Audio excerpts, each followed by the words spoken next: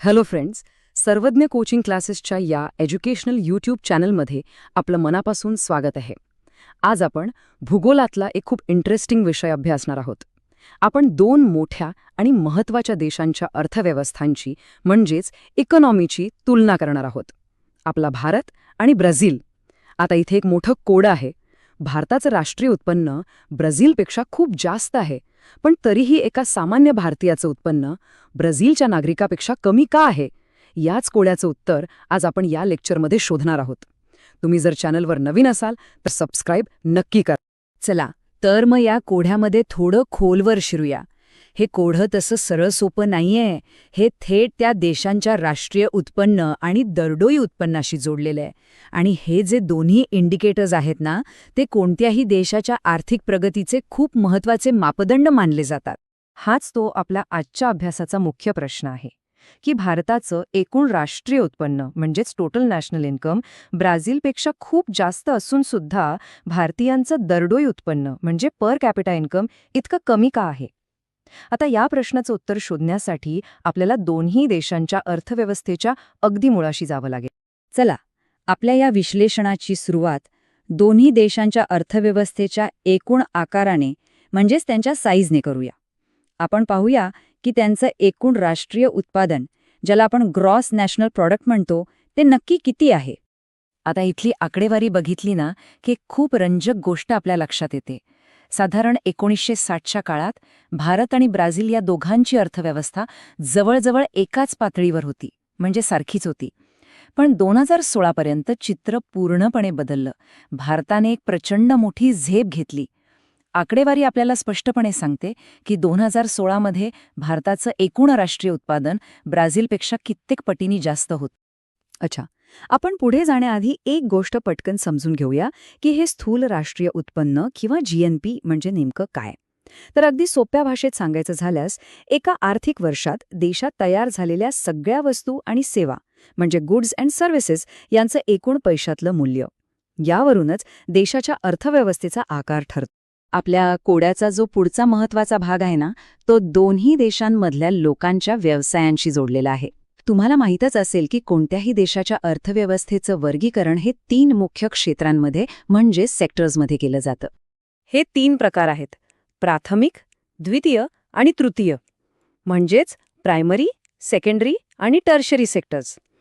प्रत्येक सेक्टर देशाच्या अर्थव्यवस्थेत एक वेगळी आणि महत्त्वाची भूमिका बजावतो. चला ते काय आहेत हे थोडक्यात समजून घेऊया. प्राथमिक क्षेत्र म्हणजे प्रायमरी सेक्टर. नावाप्रमाणेच हे निसर्गावर थेट अवलंबून असलेले व्यवसाय आहेत. उदाहरणार्थ आपली शेती, मासेमारी, खाणकाम या सगळ्यांमधून आपल्याला कच्चा माल मिळतो, म्हणून हे प्राथमिक व्यवसाय. त्यानंतर येतं द्वितीय क्षेत्र म्हणजे सेकंडरी सेक्टर. यामध्ये प्राथमिक क्षेत्रातून जो कच्चा माल मिळतो त्यावर प्रक्रिया केली जाते, म्हणजे सगळे कारखाने, उद्योगधंदे यात येतात. समजा शेतातून कापूस मिळाला तर तो प्राथमिक व्यवसाय, आणि त्या कापसापासून कारखान्यात कापड बनवणं हा झाला द्वितीय व्यवसाय. आणि तिसरं आहे तृतीय क्षेत्र, ज्याला आपण सेवा क्षेत्र किंवा सर्व्हिस सेक्टर असंही म्हणतो. यात कोणत्याही वस्तूचं उत्पादन होत नाही, तर सेवा पुरवल्या जातात. उदाहरणार्थ बँकिंग, वाहतूक, शिक्षण, डॉक्टर, IT कंपन्या या सगळ्या सेवा आहेत आणि कोणत्याही आधुनिक अर्थव्यवस्थेचा हा कणा मानला जातो. बरं, आता आपण त्या निर्णायक टप्प्यावर आलो आहोत जिथे आपल्याला आपल्या कोड्याची किल्ली सापडू शकते. आता आपण हे बघणार आहोत की कोणत्या क्षेत्रातून देशाच्या GDPमध्ये किती वाटा येतो आणि किती टक्के लोक त्या क्षेत्रात काम करतात. ही आकडेवारी आपल्याला सांगते की देशाच्या एकूण उत्पन्नात म्हणजे GDPमध्ये प्रत्येक क्षेत्राचा वाटा किती आहे. इथे बघा, दोन्ही देशांमध्ये तृतीय म्हणजेच सेवा क्षेत्राचा वाटा सर्वात मोठा दिसतोय. ब्राझीलमध्ये तर तो तब्बल 67% आहे आणि आपल्या भारतात 57% आहे. म्हणजे दोन्ही देशांची अर्थव्यवस्था सर्व्हिस सेक्टरवर चालते हे तर स्पष्ट आहे. आणि आता ह्या आकडेवारीकडे लक्ष द्या. इथेच आपल्याला आपल्या कोड्याचं उत्तर सापडणार आहे. ब्राझीलमध्ये बघा, 71% लोकसंख्या सेवा क्षेत्रात काम करते आणि ह्याच क्षेत्रातून सर्वात जास्त उत्पन्न मिळतं. पण भारताचं चित्र पूर्णपणे वेगळं आहे, जवळजवळ उलटं आहे. भारतात आजही जवळपास अर्धी म्हणजे 48.8% लोकसंख्या प्राथमिक क्षेत्रात म्हणजेच मुख्यत्वे शेती आणि संबंधित व्यवसायांमध्ये गुंतलेली आहे. तर इथला विरोधाभास लक्षात येतोय का? भारतातली जवळजवळ अर्धी लोकसंख्या ज्या प्राथमिक क्षेत्रात काम करते, त्या क्षेत्राचा राष्ट्रीय उत्पन्नातला वाटा आहे फक्त 17%. याचा अर्थ काय? तर खूप जास्त लोकसंख्या कमी उत्पन्न देणाऱ्या क्षेत्रात अडकलेली आहे. हीच ती आर्थिक विषमता आहे जी आपल्या कोड्याचं उत्तर देण्यास आपल्याला मदत करते. चला, आत्तापर्यंत आपल्याला जे काही महत्त्वाचे मुद्दे मिळाले आहेत ते एकत्र जोडूया आणि आपल्या मूळ प्रश्नाच्या अंतिम उत्तरापर्यंत पोहोचूया. तो शेवटचा आणि सर्वात महत्त्वाचा घटक आता आपल्यासमोर येणार आहे. चला, एकदा पटकन उजळणी करूया. आपण काय पाहिलं? भारताचं एकूण राष्ट्रीय उत्पन्न ब्राझीलपेक्षा खूप जास्त आहे, पण दरडोई उत्पन्न म्हणजे प्रत्येक व्यक्तीचं सरासरी उत्पन्न मात्र कमी आहे. मग असा कोणता एक घटक आहे जो हा सगळा फरक निर्माण करतोय? विचार करा. आणि हा आहे तो सर्वात महत्त्वाचा आणि निर्णायक घटक, भारताची प्रचंड लोकसंख्या. 2016च्या आकडेवारीनुसार भारताची लोकसंख्या होती अंदाजे 132 कोटी. आणि याच्या तुलनेत त्याच वर्षी ब्राझीलची लोकसंख्या किती होती? तर फक्त 20 कोटी. हा जो फरक आहे ना, 132 कोटी विरुद्ध 20 कोटी, हा खूप मोठा आहे आणि तोच सगळं आर्थिक समीकरण बदलून टाकतो. याचं कारण एका साध्या गणिताच्या सूत्रात दडलेलं आहे. दरडोई उत्पन्न म्हणजे पर कॅपिटा इन्कम कसं काढतात? तर देशाचं एकूण राष्ट्रीय उत्पन्न भागिले देशाची एकूण लोकसंख्या. आता विचार करा, भारताचं ते मोठं राष्ट्रीय उत्पन्न जेव्हा 132 कोटी लोकांमध्ये विभागलं जातं, तेव्हा प्रत्येकाच्या वाट्याला येणारी रक्कम साहजिकच कमी होते. या उलट ब्राझीलचं उत्पन्न कमी असलं तरी ते फक्त 20 कोटी लोकांत विभागलं जातं, म्हणून प्रत्येकाच्या वाट्याला जास्त रक्कम येते. तर या संपूर्ण विश्लेषणातून आपण काय शिकलो? चला, या चर्चेचे जे मुख्य निष्कर्ष आहेत ते थोडक्यात पाहूया. तर आपण आज काय काय महत्त्वाचं शिकलो? पहिलं, भारताची अर्थव्यवस्था म्हणजेच GDP ब्राझीलपेक्षा आकाराने मोठी आहे. दुसरं, भारताची अर्थव्यवस्था जरी मुख्यत्वे सेवा क्षेत्रावर आधारित असली तरी देशातली खूप मोठी लोकसंख्या अजूनही शेतीवर अवलंबून आहे. तिसरं, ब्राझीलची अर्थव्यवस्थाही सेवाप्रणीत आहे, पण तिथल्या कर्मचाऱ्यांचं विभाजन अधिक संतुलित आहे. आणि सर्वात महत्त्वाचा चौथा मुद्दा म्हणजे भारताची प्रचंड लोकसंख्या हेच आपल्या देशाच्या कमी दरडोई उत्पन्नाचं मुख्य कारण आहे. मला आशा आहे की तुम्हाला हे मुद्दे स्पष्ट झाले असतील. जर तुम्हाला हे विश्लेषण आवडत असेल तर लाईक आणि शेअर नक्की करा. एक गोष्ट आपण नेहमी लक्षात ठेवली पाहिजे की भारत आणि ब्राझील हे दोन्ही देश विकसनशील देश आहेत, म्हणजे डेव्हलपिंग इकॉनॉमीज आहेत. आणि भविष्यात त्यांच्या आर्थिक वाढीसाठी प्रचंड मोठी संधी आणि क्षमता आहे. आणि शेवटी एक विचार करायला लावणारा प्रश्न तुमच्यासाठी.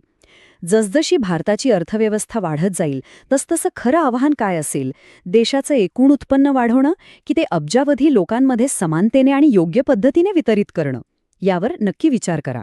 आजच्यासाठी इथेच थांबूया. चॅनलला सबस्क्राईब करून बेल आयकन दाबायला विसरू नका, म्हणजे पुढचे लेक्चर्स तुम्हाला लगेच मिळतील. धन्यवाद. हॅलो फ्रेंड्स, सर्वज्ञ कोचिंग क्लासेसच्या या एज्युकेशनल यूट्यूब चॅनलमध्ये आपलं मनापासून स्वागत आहे. मित्रांनो, आपण इयत्ता 10वीचा भूगोलाचा 8वा धडा अर्थव्यवस्था आणि व्यवसाय शिकत आहोत. मागच्या लेक्चरमध्ये आपण भारत आणि ब्राझीलच्या अर्थव्यवस्थेची एक ओळख करून घेतली होती. आज आपण ब्राझीलच्या अर्थव्यवस्थेमध्ये अजून खोलवर जाणार आहोत आणि तिथल्या प्राथमिक व्यवसायांचा अभ्यास करणार आहोत. हे व्यवसाय म्हणजे देशाच्या आर्थिक प्रगतीचा कणा आहेत. तुम्ही जर चॅनलवर नवीन असाल तर सबस्क्राईब करायला विसरू नका, म्हणजे आमचे सगळे लेक्चर्स तुमच्यापर्यंत वेळेवर पोहोचतील.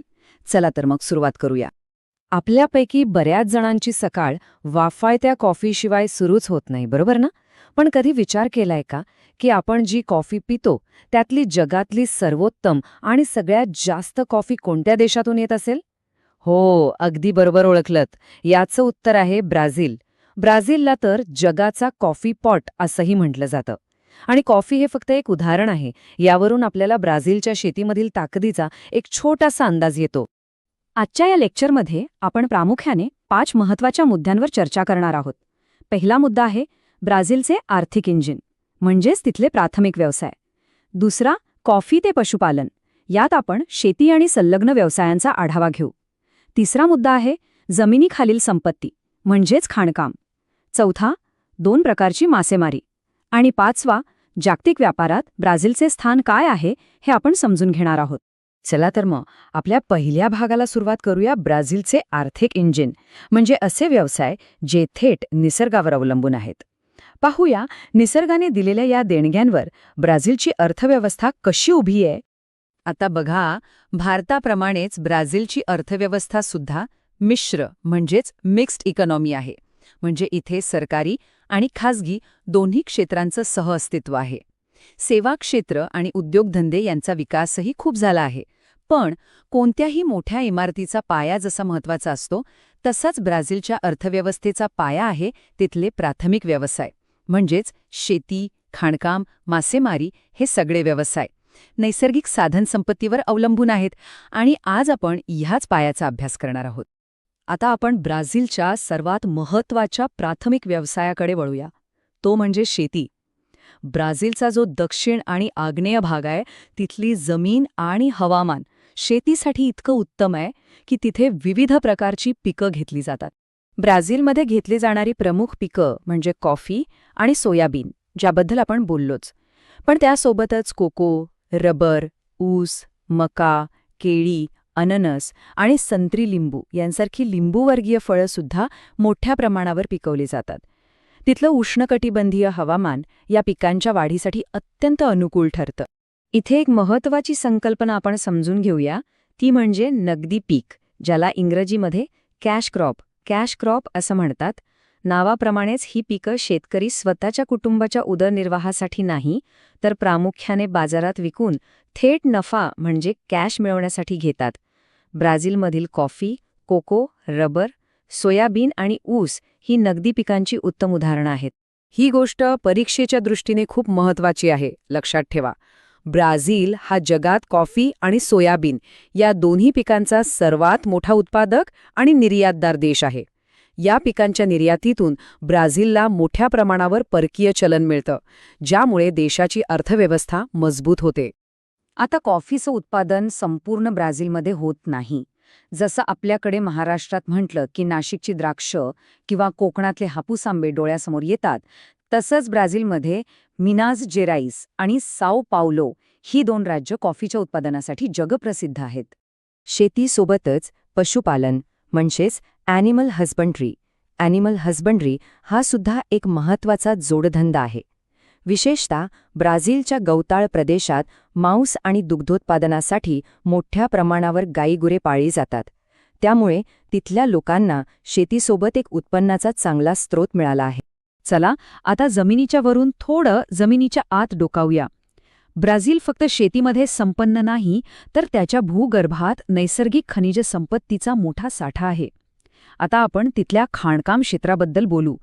तुम्हाला जर हे लेक्चर आवडत असेल तर लाईक आणि शेअर नक्की करा, म्हणजे तुमच्या मित्रांपर्यंतही हे पोहोचेल.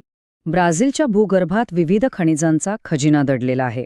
यामध्ये प्रामुख्याने लोह खनिज, मँगनीज, निकेल, तांबे आणि बॉक्साईट यांचा समावेश होतो. ही सगळीच खनिजं कोणत्याही देशाच्या औद्योगिक विकासासाठी लागणारा अत्यंत महत्त्वाचा कच्चा माल आहेत. आता एक महत्त्वाचा मुद्दा असा आहे की ही सर्व खनिज संपत्ती ब्राझीलमध्ये सगळीकडे सारखी विखुरलेली नाही. ती प्रामुख्याने देशाच्या पूर्वेकडील जो उच्चभूमीचा प्रदेश आहे तिथे एकवटलेली आहे. आणि याच कारणामुळे जिथे कच्चा माल सहज उपलब्ध आहे त्या भागात उद्योगधंद्यांचा विकास खूप जास्त झालेला आपल्याला दिसतो.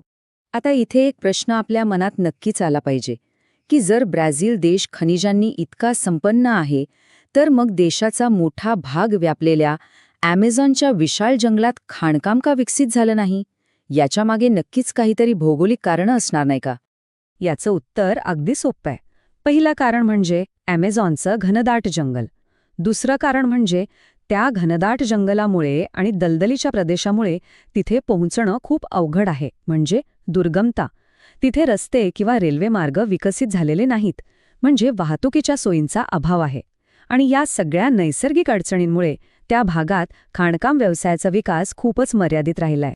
आता आपण ब्राझीलच्या तिसऱ्या महत्त्वाच्या प्राथमिक व्यवसायाकडे वळूया, तो म्हणजे मासेमारी. इथे आपल्याला 2 अगदी वेगवेगळी चित्र बघायला मिळतात.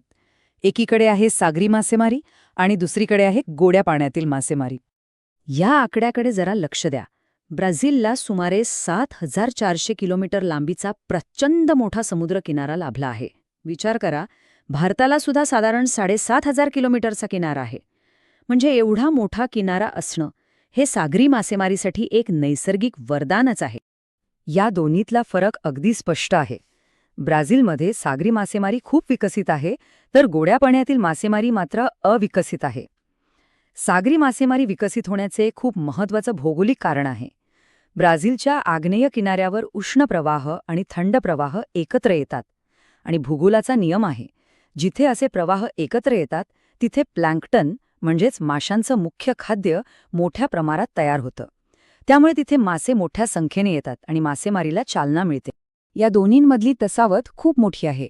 आपण जर एखादा आलेखाच्या मदतीने पाहिलं तर सागरी मासेमारीचा स्तंभ खूप उंच दिसेल आणि त्याच्या तुलनेत गोड्या पाण्यातील मासेमारीचा स्तंभ अगदीच छोटा दिसेल. यावरून त्यांच्या विकासातील फरक आपल्याला लगेच लक्षात येतो. मग गोड्या पाण्यातील मासेमारी का विकसित झाली नाही याची कारणं परत एकदा ब्राझीलच्या भूगोलातच दडलेली आहेत. एक, ॲमेझॉन सारख्या नद्या घनदाट आणि दुर्गम जंगलातून वाहतात. 2, ह्या नद्यांच्या पाण्याचा वेग प्रचंड असतो, ज्यामुळे व्यावसायिक पद्धतीने मासेमारी करणं खूप कठीण आणि धोकादायक ठरतं. आणि 3, तिथल्या अनेक नद्यांमध्ये माशांच्या विषारी प्रजाती आढळतात. या सगळ्या नैसर्गिक मर्यादांमुळेच अंतर्गत भागात मासेमारीचा विकास होऊ शकलेला नाही. बरं, आता आपण या सगळ्या उत्पादनांना म्हणजे शेतीमाल, खनिज, मासे यांना जागतिक बाजारपेठेशी जोडूया. ब्राझील या सर्व वस्तूंचा आंतरराष्ट्रीय व्यापार कसा करतो आणि त्यात कोणतं चलन वापरलं जातं ते पाहूया. प्रत्येक देशाचं स्वतःचं चलन असतं. जसं भारताचं चलन रुपया आहे, अमेरिकेचं डॉलर आहे, तसंच ब्राझीलचं स्वतःचं चलन ब्राझिलियन रियाल आहे.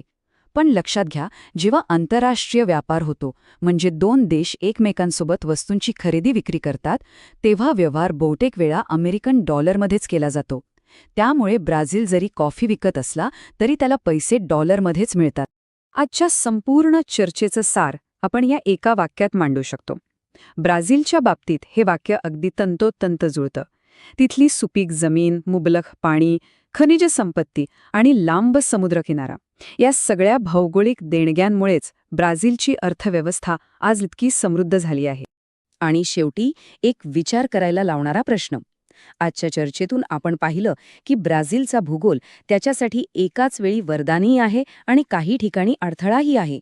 जसं की उच्चभूमीचा प्रदेश शेती आणि खनिजांसाठी वरदान आहे, तर ॲमेझॉनचं घनदाट जंगल हे वाहतूक आणि खाणकामासाठी एक मोठा अडथळा ठरतं. यावर नक्की विचार करा. या प्रश्नाचं उत्तर तुम्हाला आजच्या चर्चेतून नक्कीच मिळालं असेल. मला आशा आहे की तुम्हाला आजचा भाग व्यवस्थित समजला असेल. चॅनलला सबस्क्राईब करा आणि बेल आयकॉन दाबा म्हणजे पुढच्या लेक्चरचं नोटिफिकेशन तुम्हाला मिळेल. धन्यवाद.